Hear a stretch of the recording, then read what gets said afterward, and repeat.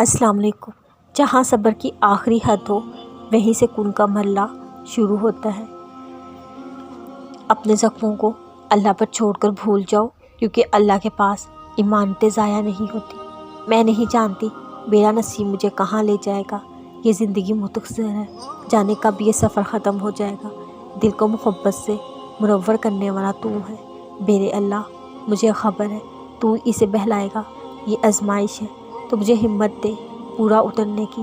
اگر یہ تیری محبت کا امتحان ہے، مجھے اتنا صبر دے میں اس محبت کی لاج رکھ سکوں۔ تیری مصلحتیں تو مجھے سمجھ نہیں آتی، مگر اے اللہ میرا دل تیرے فیصلوں پر یقین رکھے ہوئے تیری رضا میں راضی ہے۔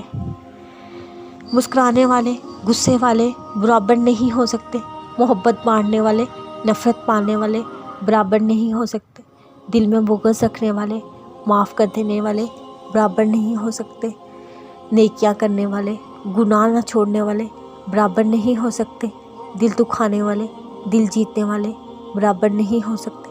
یہ فیصلہ انسان کا نہیں بلکہ جہانوں کے رب کا ہے، اسی نے برابر نہیں رکھا، اس نے دونوں کی منزل الگ کر دی اور چوائس انسان کو دے دی۔